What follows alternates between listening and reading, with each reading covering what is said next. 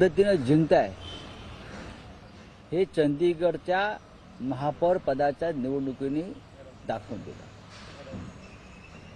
Supreme कोर्टने तुमचं एवढं वस्त्रहरण करून सुद्धा तुमचा खोटारडेपणा, तुमच्या चोऱ्या लांड्या लवाड्या निवडणुकीतल्या उघड करून सुद्धा तुम्ही 370 पार वगैरे ज्या काय घोषणा करताय ती लोकशाहीची थट्टा आहे।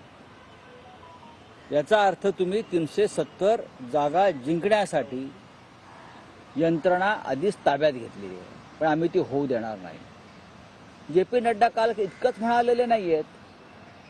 जे.पी. नड्डांनी काल त्यांच्या भाजपच्या कार्यकर्त्यांना आवाहन केलंय, पदाधिकाऱ्यांना, की साधेपणानं जगा। आपण पाहिलं असेल की 50 लाखाचं घड्याळ वापरू नका, महागड्या गाड्यातून फिरू नका, असं आवाहन केलंय का? सामान्य माणसात जाताना श्रीमंतीचा थाट दाखवू नका, म्हणजे मोदी करतात तसं गरिबीचं ढोंग करा, म्हणजे ढोंग करा, म्हणजे राडोचं घड्याळ वापरू नका। 100% भारतीय जनता पक्षाच्या नेत्यांच्या हातामध्ये महागडी घड्याळ आहेत। 90% भारतीय जनता पक्षाचे कार्यकर्ते आणि नेते परदेशी गाड्यांतून फिरतात, आहेत की नाहीत हे नड्डांनी सांगावं। नरेंद्र मोदींच्या खिशाला जो पेन आहे त्याची किंमत 25 लाख रुपये आहे। मोदींच्या हातातल्या घड्याळाची किंमत काढा। मोदींचा सूट 10 ते 15 लाखाचा।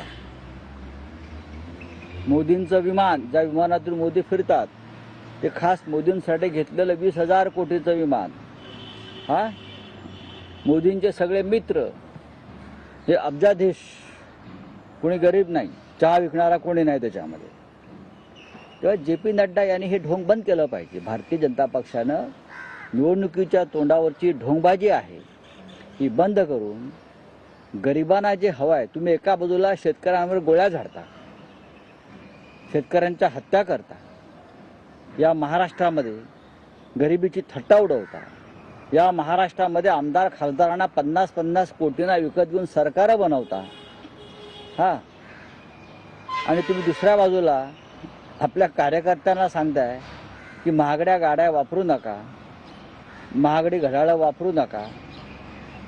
जरा आपल्या कार्यकर्त्यांच्या मनगटाकडे जरा फोटो काढा, सगळ्यांचे व्हिडिओ, आणि लोकांना दाखवा, म्हणजे कोण कशी महागडी घड्याळं वापरतायत। घड्याळ वापरणं गुन्हा नाही, कदाचित त्यांना भीती वाटत असेल घड्याळांची, आणि म्हणून त्यांनी पवारांचे घड्याळ काढून घेतला असेल। जनता येणाऱ्या काळात वेळ आणि शाही बघायला गेलं तर वेळ आणि शाही याच्यावरती निवडणुकीत संदर्भात जनता काय धडा शिकवतील येतात? जनता निवडणुकीत वेळ आणि शाही या संदर्भात आपलं मत मांडेल? महाराष्ट्राचे नव्हे देशाच्या जनतेने ठरवलं आहे की यांचे महागडे सूट उतरवायचे, यांची महागडी घड्याळं भंगारात टाकायची, आणि ही जी शाही आहे ही फक्त लोकशाही राहील, हुकुमशाही जाईल। ही शाही आम्हाला माहिती आहे। या महाराष्ट्रात सध्या जे सुरू आहे अशांतता, अस्वस्थता, सामाजिक अस्वस्थता, राजकीय झुंडशाही, ह्याच्यावरती नड्डांना महाराष्ट्रातून बोलावं असं वाटलं नाही। इकडलं त्यांचं जे सरकार आहे ते ज्या प्रकारे महाराष्ट्राची लूट करतायत, दरोडे टाकतायत, त्याच्यावर नड्डा यांना आपलं मत व्यक्त करावं असं वाटलं नाही। नड्डाने जे मत व्यक्त केलेलं आहे ते सगळ्यात आधी नरेंद्र मोदींना लागू होता। त्यांचा जो श्रीमंती थाट आहे या देशाच्या प्रधानमंत्र्यांचा, हा गेल्या 70 वर्षामध्ये इतकी श्रीमंती कोणत्याही प्रधानमंत्र्यानं भोगली नव्हती, उपभोगली नव्हती। फक्त श्रीमंती आहे, आणि ती सुद्धा जनतेच्या लुटलेल्या पैशावर। इलेक्ट्रॉल बॉन्ड, 7,000 कोटीचा घोटाळा, ही सगळ्यात मोठी या देशातली लूट आहे। नड्डा त्याच्यावर बोलले नाही। PM केअर फंडामध्ये जगभरातल्या भ्रष्टाचाराने पैसे टाकले आहेत, लाखो कोटी रुपये। नड्डा त्या श्रीमंतीवर बोलतायत नाही।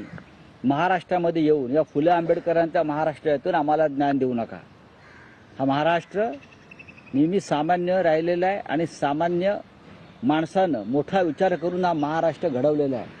छत्रपती शिवाजी महाराजांनी सुद्धा या मातीतलं राजकारण केलं, खोक्यांचं राजकारण कधी केलं नाही।